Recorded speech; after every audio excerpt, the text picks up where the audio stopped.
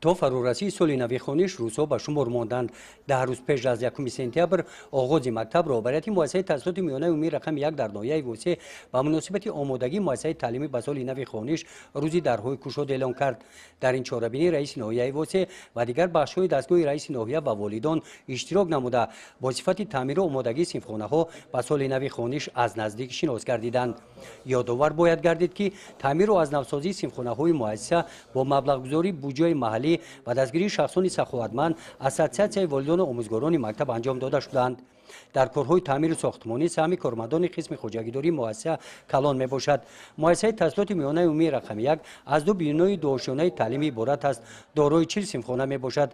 در مؤسسه 167 نفر آموزگاران به کار جلب گردیدند. شماره خوانندگان مکتب 2800 نفر را تشکیل داده است. تحصیل در 2 بست به راه مانده شده است. در دوره آمادگی سال نو تحصیل با کلکتیو آموزگاران با پدر و مادران موافقه دستور سپارش‌های پیشوای معظم ملت محترم رئیس ناحیه مدیر معارف مؤسسه تعلیمی رو با پرگی از تعمیر برآوردیم.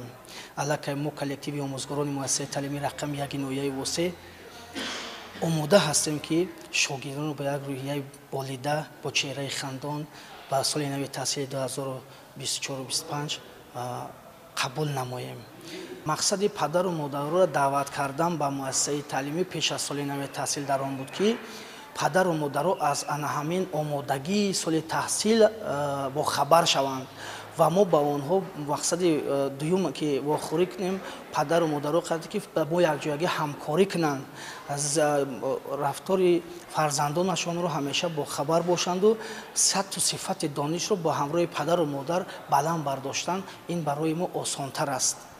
بعد سرگذشت در صنفخانه‌ها و آشنایی با شرایط‌های تحصیل در مکتب در جمعیت با اشتراک والدان خوانندگان رئیس ناحیه وسه در برآمدشان از پدر و مادر دعوت به عمل آوردند که شکرانه وطن تنج و آبادمان را به جا آورده فرزندان را در روحیه وطندوستی احترام همدیگر و دیگر ارزش‌های انسانی از نسل به نسل تا زمان ما رسیده به کمال رسانند.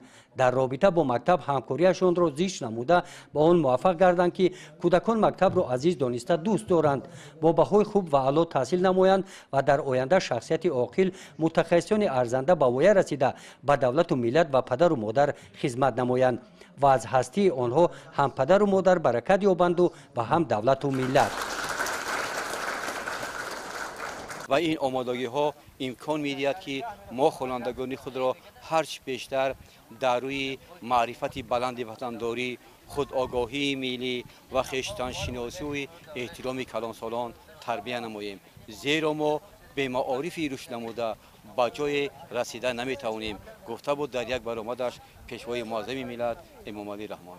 در این واقعه والدان نسبت غمخوری‌های راهبر دولت و ساحه معارف منتداری خود را بیان نموده قید نمودند که برای اجرای برنامه تعلیمی و دستور و سپارش‌های پیشوای ملت پرزیدنت جمهوری تاجیکستان محترم امام علی رحمان در سمت تربیت نسل نورس در روحیه وطندوستی و گرامی داشت ارزش‌های دوران صاحب استقلالی تاجیکستان آنها آماده هستند که رابطه خود را با مکتب منبع نیز مستحکم نمایند.